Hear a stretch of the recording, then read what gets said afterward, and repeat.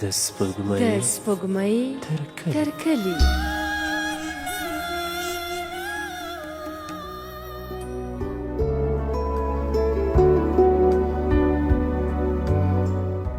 د سپوږمۍ تر کلي د خپرونې درنو اوریدونکو سلام. په دې هیله چې جوړ او روغ به یاست. د ناولونو په لړۍ کې مو دا ځل د قاتل انجلی چې زاید سمدزي ژباړلی ده درته راخیستی ده. په دې هیله چې د ناول تر پایه پورې له موږ سره پاتې سئ. نو دوستانو ورځو ناول په ګډه سره اورو.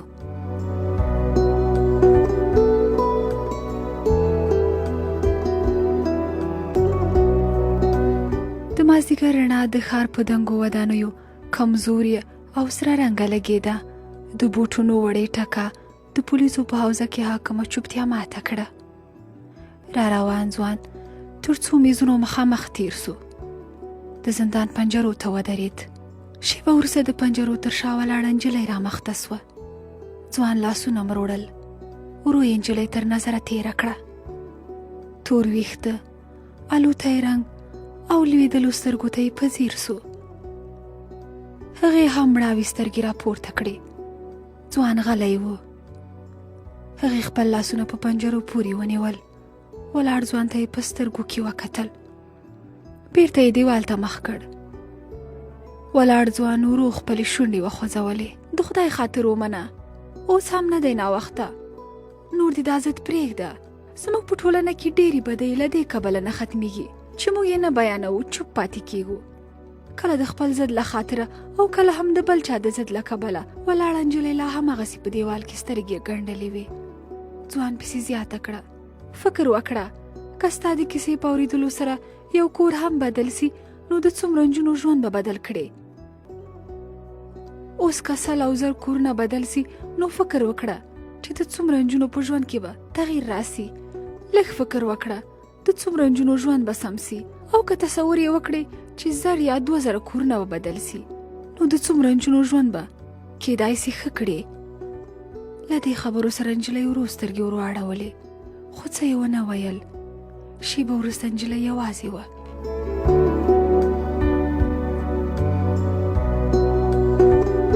ور وټکېده. رئیس صاحب اجازه ده؟ مهرباني. له دروازې په عمر پوخ سړی چې سپینو بریتونو یې پاسنۍ شونډه پټه کړې وه راتېر سو. پر څوکۍ ناست کس ته مخامخ ودرېد. ورو یې وویل: ښاغلی ولسمشر صاحب، نن د اسیا غړو هیوادونو استازو غوښتنه کړې چې له تاسو سره وګوري. د شنبې ورځ ورته وټاکم؟ سمه ده. ولاړ کس مننه وکړه او بیا یې بله دوسیه د هغه مخې ته کېښودله. په نرمه لهجه یې ورزیاته کړه: دا د یوې نجلۍ دوسیه ده. سترې محکمې د مرګ سزا وراورولې ده. هغې ته یې د تمیز پر ځای یو شرط ایښی دی. ناست کس پرانیستې دوسیې ته وکتل. په 2 ګوتو نیولی قلم یې وخوځاوه. پر کاغذ کرښو د دفتر چوپتیا ماته کړه. وروسته یې سترګې تنګې کړې. دا نو څنګه غوښتنه ده؟ نه پوهېږم، ما ته هم عجیبه وه. بیا په خبره کې ور ولوېد: نو ما ته ولې راغلې ده؟ دا یوه عجیبه غوښتنه ده او د شرط پوره کولو اجازه هم یوازې تاسې ورکولی سئ. دا نجلۍ وایي: زه د تمیز د دوسیې بیا پرانیستلو پر ځای غواړم د اعدام پر تخته رسنیو ته خپله کیسه واوروم. د ناست کس تندي ګونځې وکړې. نو ولې؟ ښایي فکر کوي چې له دې لارې به یې په خبرو کې اثر ډیر وي. سر یې وخوځاوه. کوم سیاسي اړخ خو به نه لري؟ هغه کړه: ولا رئیس صاحب ښکاري، خو نه، دا د یوې باعزته او باپردې کورنۍ نجلۍ ده. شونډې یې سره ور وستلې. ښه نو سمه ده. له همدې سره په کاغذ شنه کرښه ګډه وډه شوه. په موسک انداز یې وویل: د ثبت یو ویډیو حتما ترې وغواړئ. په سترګو صاحب. ولاړ کس ووت. ولسمشر مخامخ دیوال ته په ځیر کتل.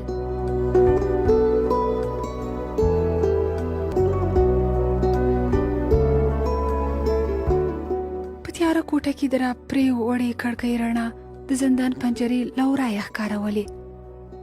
ولاړه نجلۍ دواړه لاسونه پر دیوال پورې سریښ کړي وو. د ښځینه غږ په اورېدلو یې ساه تېزه سوه. باید ولاړ سو، وخت مو پوره کېږي. نجلۍ سترګې سره ور وستلې. له دوهم غږ سره یې ساه اخیستل اوږد شول. شیبه وروسته یې ورو مخ ور راوګرځاوه. په مخ یې اوښکې تلې. په ولاړو دوو ښځینو پولیسو کې یوې هات کړۍ شرنګولې، بلې یې دروازه خلاصه کړه. نجلۍ تر موټ نیولې د باندې راوایستله. د دروازې تر څنګ ګڼ کسان ناست وو. چیغې سوې. په دوی کې 5 نجونې چې تور حجابونه یې په تن وو پرې وغوړېدلې. بیا یې په غېږه کې کلکه کړه. زینب خورې. چیغې خورا ډېرې سوې. ټولو په نوبت زینب ښکلوله. نورو ناستو کسانو په رډو رډو ورکتل. زینب ټول تر نظر تیر کړل. شیبه وروسته سلګیو واخیستله. د سپین وزمه ویښتو ښځې په ژړا کې وویل: زما لورکۍ، زما ځان، قربان دې سم. ووایه الله. زینب یې پر لرګینې څوکۍ کېنوله. د دوی ژړا او سلګۍ لا هماغسې اورېدل کېدې. وروسته زینب په غوسه وویل: دا ژړا مړا مو نور بس کړئ. ډېر مو وژړل، ټول عمر مو وژړل، زندګي مو جوړه کړئ، هغه هم په خپله. له دې خبرې سره د مور خواته مخ ور واړاوه. په ژړغوني غږ یې وویل: مورې، دا مې اخري هیله وبولئ. مور یې غېږ ته ورلنګه کړه. ولاړې پولیسې غږ کړ: وخت یې پوره سو، راځه نو. زینب د مور په غېږ کې پسې کلکه سوه. شاوخواته ناستو کسانو هم خپلو مخونو ته لاس ونیول. پولیسو زینب تر لاسو کش کړه او په چیغو چیغو یې وایستله. شیبه وروسته د لوی دروازې پله خلاصه سوه. شور ما شور زیات سو. زینب د مخامخ رڼاګانو له کبله سترګې نه شوې خلاصولی. لږ مخ ته ورغله. پر ګڼو کسانو یې سترګې ونښتلې. ټولو په لاسونو کې کاغذونه او ځینو کمرې نیولې وې. د خبریالانو په دې شور ماشور کې پولیسانو هغه په زینو کې وخېژوله. زینب د خطو پر وخت لږ پورته وکتل. چاغ خو په قد لنډی سړی ولاړو. بریتونه یې سپین ښکارېدل. غټې عینکې تر بارخوګانو رسېدلې. په خوله یې لوی نښان و. زینب ګوښه ګوښه تر سټیج ورغله. بدن یې ورته بېسېکه ایسېده. لږ ځیر سوه. رنګ رنګ مایکونه ایښي وو. په سترګو یې کمزوري راغله. څنګ ته ولاړې پولیسې تکیه ورکړه. څنګ ته ولاړ بریتور سړي زینب ته ښه شیبه وکتل. بیا یې لاندې پر ولاړو کسانو نظر تیر کړ. ډنډه یې نیغه کړه. زما نوم سلیمان ډوګر دی. زه د دې بندیخانې رئیس یم. د سهار په 4 بجو به وخت پای ته ورسیږي او په هغه وخت کې که کیسه پر هر ځای ولاړه وه ختمه ده. هله به نو تاسې ژر تر ژره دا ځای خالي کوئ. که نه ستاسو کمرې چې دي ډېرې نازکې دي او زما د ګاردانو ډنډې ډېرې کلکې. د هغه له دې خبرې سره اړخ ته ولاړ پولیس په خپلو بریتونو ګوتې تېرې کړې. بل یې غاښونه وچیچل. ډوګر د ډنډې په غوځولو زینب ته اشاره وکړه. هغه مایکونو ته ورنږدې سو. ورو یې شونډې وخوځولې. ښه، نو ستاسو په خیال ما نن ولې تاسې دلته راغوښتي یاست؟ ولاړ کسان چې نجونې هم پکې وې یوې یې لاس پورته کړ. د نورو له منځه لږ رامخته سوه. د زینب پر سر راځوړندې رسۍ ته یې وکتل.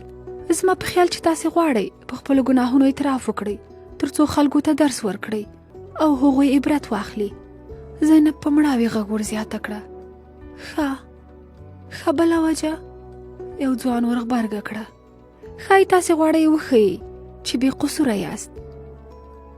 زینب ژر ور بیا کړه. زه بې قصوره نه یم. ما په رښتیا هم قتل کړی خو ګناهکاره نه یم. بیا هم وایم قاتله یم خو ګناهکاره نه یم. یو بل ځوان وویل: نو آیا قاتل ګناهکار نه وي؟ ضروري نه ده. ما کمې زه له دې خاطره مجرمه وبللم ځکه چې ما په خپله صفایي کې هیڅ هم وړاندې نه کړل. د کمرو وړې ټکا او رڼاګانو د زینب سترګې نورې هم سره وروستلې. یو بل کس وویل: نو چې په محکمه کې دې خوله چوله نه کړه اوس ولې؟ که ما هلته څه ویلي وای نو ویل کېدل به چې د ځان خلاصولو لپاره دروغ وایم. خیر، زما کیسه اوږده ده او وخت کم. کیسه درته پیلوم. ولاړو کسانو خپل قلمونه پر کتابچو ونیول. زینب کیسه پیل کړه.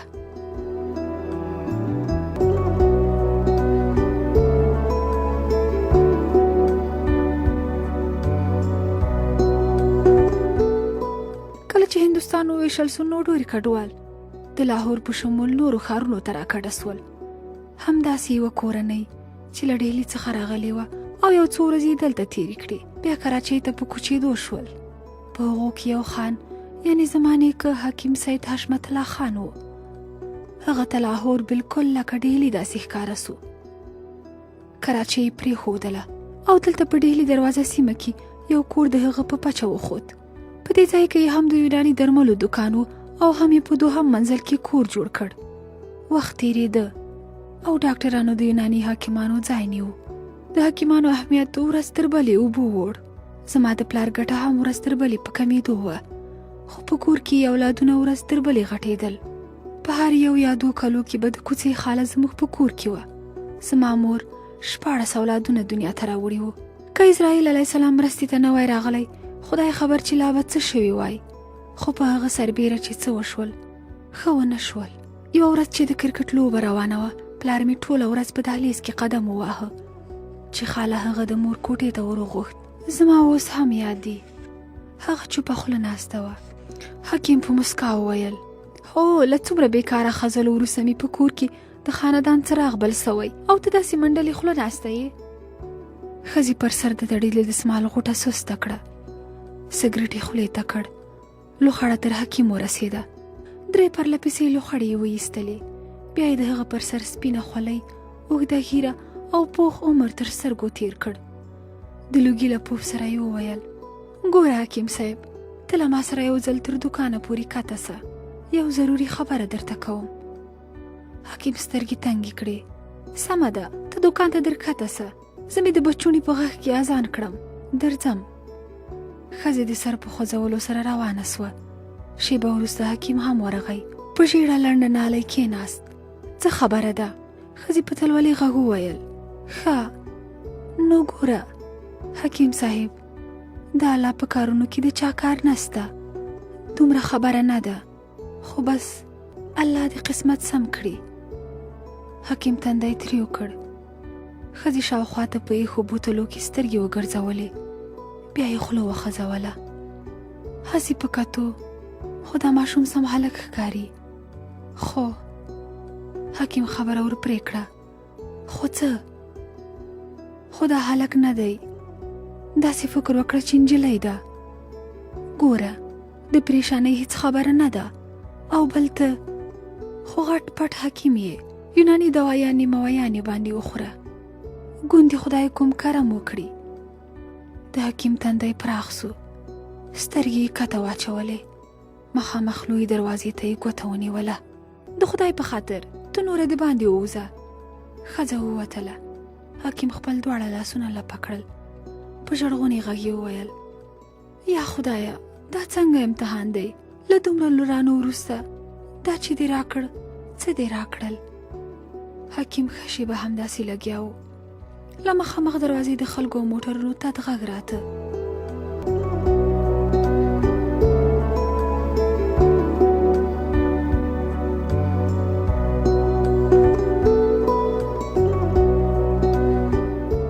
پخې ښځې ټیکری سم کړ. په حیرانۍ یې وویل: دا ته څه وایې؟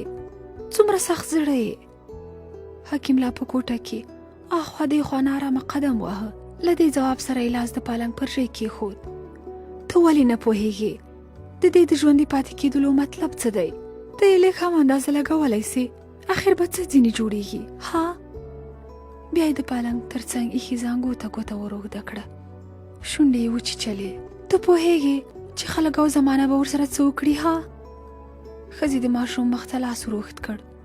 په ډاډه غږ یې وویل: خلک به نو څوک خبروي؟ موږ به دا آوازه خپره کړو چې د پیریانو ساه پرې لوېدلې. د باندې به یې هم نه لیږو او د لور خیال به باندې کړو. مکتب ته به یې هم نه لیږو. بیا نو ته ولې ورخطا یې؟ حکیم لا هماغسې نارامه و. ژر یې کړه: تر څه وخته پورې به یې پټ واسطې؟ 1 کال، 2 کاله؟ که هو، ټول عمر. خو کوم فکر چې تا کړی، زه یې سوچ لا هم نشم کړی. څومره سخت زړه دې دی. له دې خبرې سره یې په زانګو کې ایښی ماشوم ښکل کړ. حکیم چت ته وکتل. سوړ اسویلی یې وکیښ. تر دې خو یې چې لور راکړې وای. ښځې له ماشوم څخه سر راپورته کړ او په ناهیلې غږ یې وویل: زما خو دې په اولادو زیږولو د بدن سیکه راکښلي او ستا لا اوس هم د زوی شوق ژوندی دی. د ښځې ژړا زور واخیست. حکیم ووت. ورته شا ولاړه انجلۍ خونې ته راغله.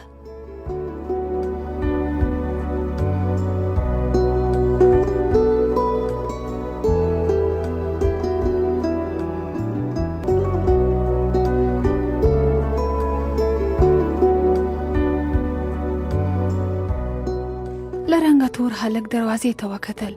لمر د سړک پر نیمایي ولاړو. جارو ته یې زور ورکړ. له غولي مړه دوړه پورته کېده. غږ یې واورېد. حکیم صاحب تر اوسه نه ده راغلی؟ هلک پورته وکتل. د کوڅې خاله وه. بېرته پر جارو لګیا سو. بس اتې راځي. شېبه وروسته حکیم په زینو کې راکته سو. د خپلې چپنې تڼۍ یې تړلې. ښځې وویل حکیم صاحب سلام علیکم. وعلیکم. حکیم پر خپل ځای کېناست. جارو کاک د هغې څپلۍ د زینو بیخ ته کېښودلې. ښځې د حکیم تر مخ د ایښي صندوق دې خواته کېناسته. حکیم ته یې سر وخوځاوه. حکیم وویل شفیق میا ته لږ د باندې ووځه. ښځې په ځوان پسې وکتل. هغه تر وره پناه سو. وروسته یې حکیم ته سر ور اوږد کړ. حکیم صاحب په کور کې څه حال دی؟ ګوره شاید خدای د هغه ماشوم په څیره کې تا ته مرسته رالیږلې وي. حکیم سر ټیټ کړ. ښځې سترګې غټې کړې. هغه شیما نه ده؟ شیما د باندې ولاړه ده. شیما و شیما راځه دننه. د بوټونو وړه ټکا سوه. حکیم تندی تریو کړ. راغلې ښځې چیلم کېښود. په نارینه ډوله ډډ غږ یې سلام وکړ. حکیم د سترګو تر کونجور وکتل. په توره څیره کې یې غاښونه ژیړ ښکارېدل. هغې وویل موږ خبر سوي یو چې ملایکو په تېروتنې سره زموږ یو شی تا ته درکړی دی او دا خبره تر اوسه هم چاته نه ده معلومه. زه یې پالمه. ما داسې ډېر رالوی کړي دي. هو. د حکیم په تندي کې ګونځې نورې هم ډېرې سوې. ناستې ښځې ته یې ګوته نیغه کړه. تا دا ناول یې ولې دلته راوستلې ده؟ هغې په زوټه ور بیا کړه. مفت یې نه غواړي بلا ډېرې پیسې درکوي.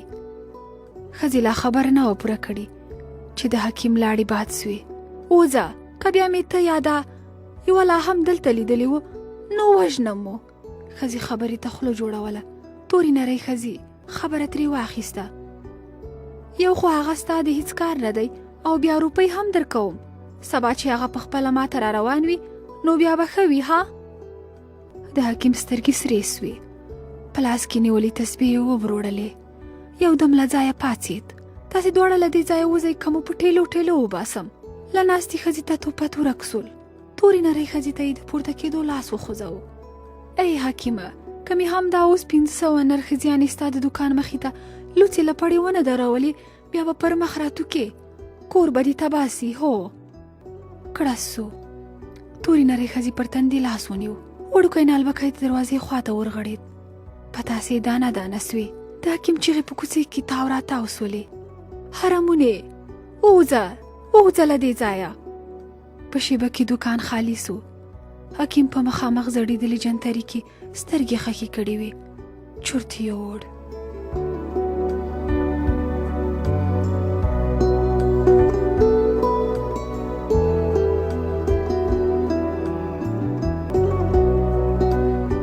زینب لاړې تېرې کړې. پر څنګ ولاړې پولیسي د اوبو ګیلاس ورته ونیو. بیا یې خوله وخوځېده. د خلکو له دې ډوله خبرو او کارونو سره د ابا په زړه کې دومره نفرت زیات سو چې هغه پر نوي زیږېدلي ماشوم باندې له نوم ایښودلو هم انکار وکړ او ویې ویل دا نو نوم ته څه اړتیا لري؟ څه مکتب ته خو نه ځي. موږ په خپله د هغه نوم سیف الله کېښود چې بیا له مینې سیفور سو. د پلار ویره خو هسې هم په ټول کور باندې خوره وه. سیفو چې د 10 کالو سو نو کله کله به ورغی او د ابا بوټونه به یې په پښو کول. خو هغه د ځان لپاره د ابا په سترګو کې یوازې کرکه لیدلې وه.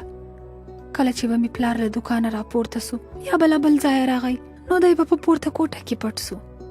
زموږ کور په چت باندې یوه خونه درلوده چې پر دیوالونو باندې یې رنګارنګ پخواني انځورونه کښل سوي وو. دا ډېر پخواني انځورونه وو. هر یو یې بېله کیسه بیانوله.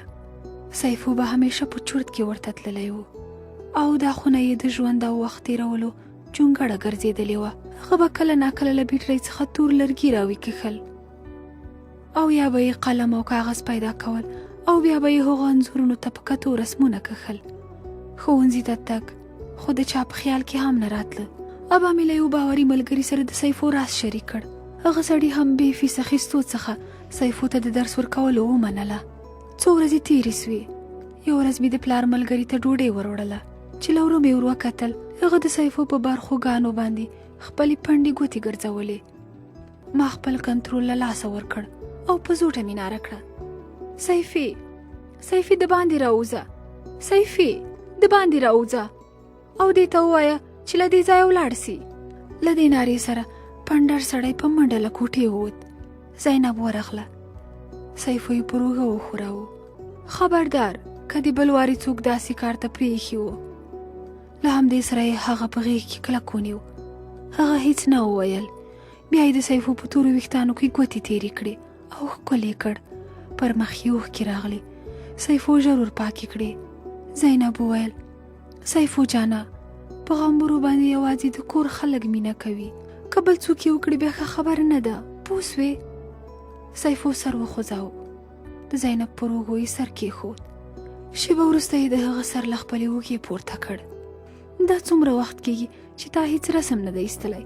خیر دی، نن یې وکاږه، سمه ده؟ سیفو بیا هم څه ونه ویل، خو مسکا یې د زینب تندی پراخ کړ. هغې پسې زیاته کړه: ته ودرېږه چې ابا راسي، بیا ګوره چې زه د هغه سړي شکایت ورته وکړم، څرمن به یې پرې وباسي. زینب لا دا خبره نه وه خلاصه کړې چې د سیفو سترګې غټې سوې. زینب شاته وکتل. پلار یې په زینو راوخوت. په تونده لهجه یې وویل: ته د باندې وځه. زینب په ولاړېدو کې له خپلې اوږې ټیکری راپورته کړ او ووتله. حکیم د دروازې دواړه پلې پسې کلب کړې. زینب لاندې پورته منډه کړه. د ژړا انګازې تر لاندې رسېدلې. حکیم د څپلۍ له هر ځلې وار سره ویل: سپیه، حرمونې، ما ته معلومه وه چې ته به داسې ګلان کرې. د څپلیو ترپا او چیغې لا هماغسې اورېدل کېدې چې زینب او مور یې په منډه ور وختل. مور یې ور ټېله کړ. بند و. دواړه څپېړې یې ورته بندې کړې. دروازه خلاصه کړه، د خدای په خاطر، دا څه کوې؟ مړ به یې کړې. شېبه وروسته په ژړا کې د کلب غږ ورګډ سو. حکیم ببر سر راووت. مور یې زوی په غېږ کې ونیو. شېبه وروسته زینب سیفو پر کټ پرېوست. د شا لمن یې ور پورې وهله. سترګې یې ټینګې کړې. په لاس کې یې د نیولي بوتل سر یې خلاص کړ. له هر ځل ملا مښلو سره یې اسویلی اورېدل. ډېر درد کوي؟ ځواب یې وانه اورېد. د مازدیګر لمر د سیفو تور ویښته پرېښول.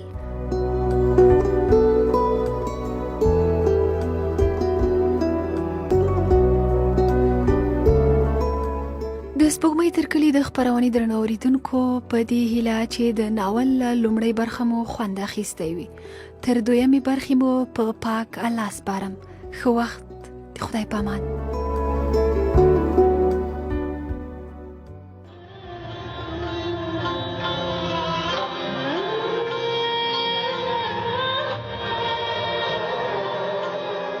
د سپوږمۍ تر کلي